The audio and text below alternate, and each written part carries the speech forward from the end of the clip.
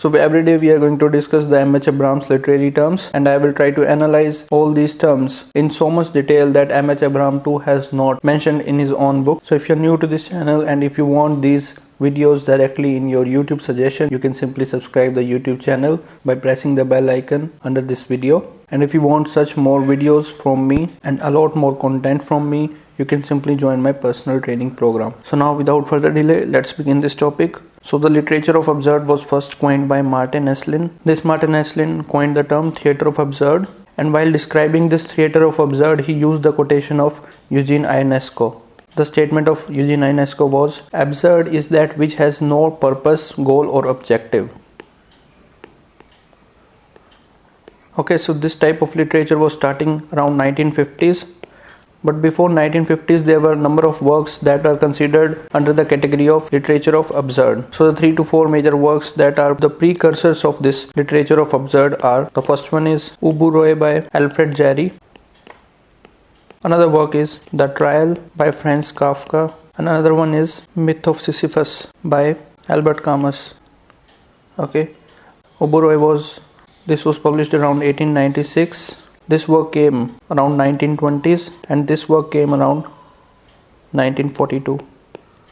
Alright, and later in 1950s, after the World War II, this new particular type of genre, literature of absurd, was founded. So these are the precursors of the literature of absurd, and later this genre was established where a lot of writers started writing with the purpose of defining the life that it has no meaning. So what happened in the World War II? There was a lot of mass killing and a lot of wars were going around. So the writers of literature of absurd believed that these people are fighting for something purposeless. They are just fighting for the things that has no meaning in life. And these writers from literature of absurd used to attack religion. Religion is the most poisonous thing that has ever been produced by mankind. So people are fighting just because of religion. Even Eugene Ionesco says that if you cut people from the religion, they will go mad. If people don't have any religion, they will feel detached from the society. They will feel cut out from the society. So these literature of absurd writers used to attack religion. For example, Waiting for Godot by Samuel Beckett. Alright.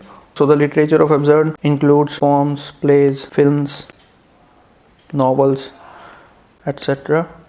And all these were written with the purpose to show that life has no meaning. Everything is useless. So all the characters from these poems, plays, films and novels don't know about each other. They even don't know about themselves. So such plays and novels have no story, no moving forward of action. So everything boils down to one theme, that is meaninglessness. So as we have discussed the precursors, Ubu-Roi, The Trial, Myth of Sisyphus, these are the precursors to literature of absurd. And also remember that there is another work by Franz Kafka which is also categorized under literature of absurd, which is Metamorphosis. And there was UGC net question from this particular work, Metamorphosis, and there were questions from Myth of Sisyphus also. So do not forget to read these two works in detail.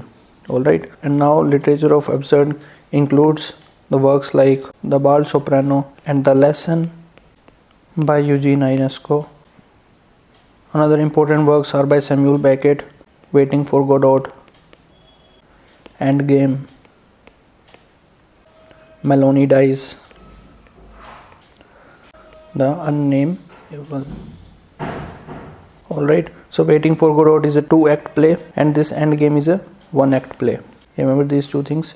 Waiting for Godot was first published in French 1953 and later in English in 1956. This was UGC net question, that when was Waiting for Godot first published in French. So it was in 1953 in French and in 1956 in English. Okay, so Samuel Beckett too was a French writer just like Eugene Ionesco. Alright, another important writers from this genre of literature of absurd are Jean Genet, Harold Pinter, Gunter Grass, Kurt Vonnegut, John Barth. Even I have studied this John Barth in detail. He was in my IGNOU syllabus and his famous work is Floating Opera. It's a postmodernist work.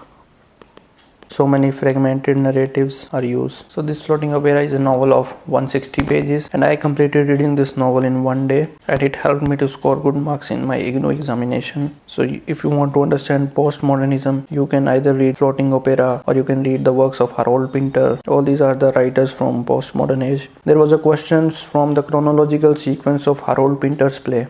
Okay, so there are 10 to 11 plays written by Harold Pinter, and there was a question that to arrange the plays in chronological sequence. So you can remember the chronology. Here are the important plays: The Room, Birthday Party.